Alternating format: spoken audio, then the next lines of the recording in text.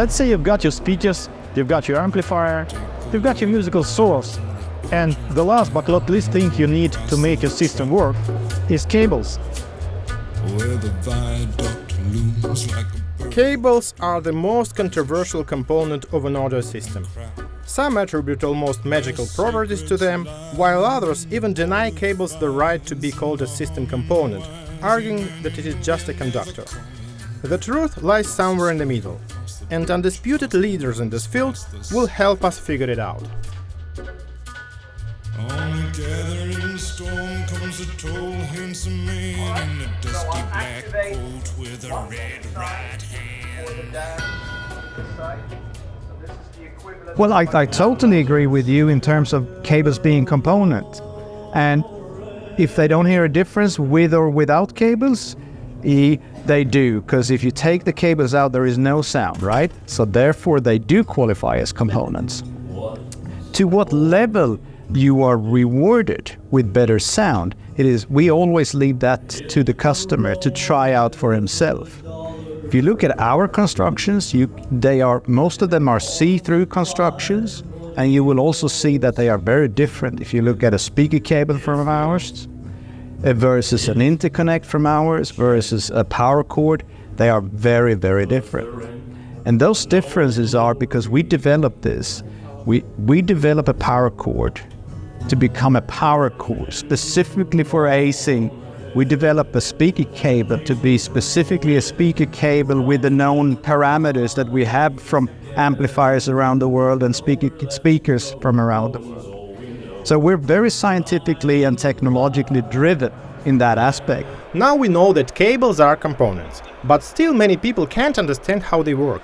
For example, how can we explain the influence of a digital cable transmitting a 0-1-0 signal, which in theory the conductor cannot change in any way? First of all, the zeros and ones don't change.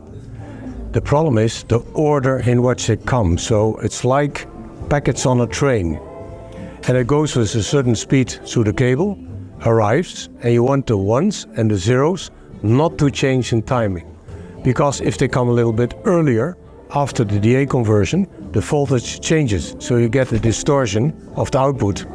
We call that jitter. Jitter is a variation in time, so it comes too early, it comes too late. The other thing, it's frequency dependent.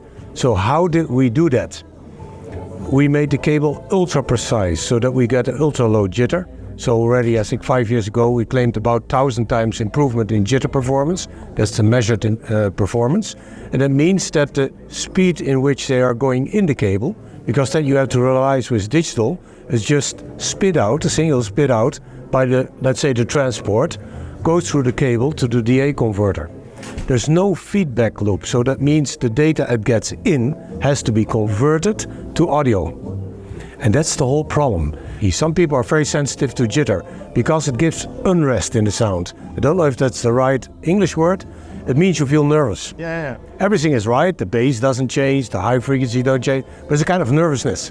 That's always jitter. Because you feel that the signals, the music is not natural. Yeah, there is something wrong, but you cannot pinpoint it. That's typical fact that with the old-fashioned CD players, there was the same problem. They produced jitter. They all had a flat frequency response, low distortion, but the jitter was the cause of the difference between a low-cost CD player and an expensive one. And it's still the same. The other thing is shielding. Shielding is very important because if electromagnetic fields couple to the cable, they influence the signal flow. And then the third one is the grounding. The grounding has to be very, very good. And we make sure we have a perfect grounding so that the connection between the two units is perfect. Why is that? That has nothing to do with the digital signal, but there's also a ground current.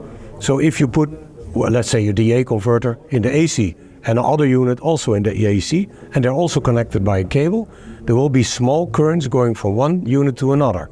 And they can enter somewhere the audio signal, so they will influence the audio. So it has then nothing to do with digital, but the grounding has to be perfect too. And that's actually the recipe for making a great digital cable.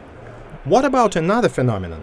How can a 2-meter power cable affect the sound if many meters of the simplest wire run to the socket inside your wall? Power cords are also not very well understood because people think you have to have big diameter wires to have low loss. But we all can imagine if we have a house or we have the electricity coming into the house, in the fuse box, sometimes it's 20 or 50 meters before it's at your AC plug. So the last 2 meters will not do anything in regard to loss of the signal. So until 20 years ago, I didn't want to produce a power cord. I thought it was nonsense. So I started listening to some brands, and it made big differences. Not always positive, but it made differences. So we started measuring. We have a magnetic laboratory, so we can analyze small magnetic fields in 3 dimensions, so in every direction, and that's very important. This gave us the possibility to see what happens around the cable. And actually the whole secret is the electromagnetic field coming out of the power cord being picked up by mainly your interconnect cables and also your digital cables, by the way. So all interconnects pick up the energy from the power cord. And because that is highly distorted, generally, it's based on 50 hertz, but because of rectification, it's 100 hertz, plus its multiples. So that means you will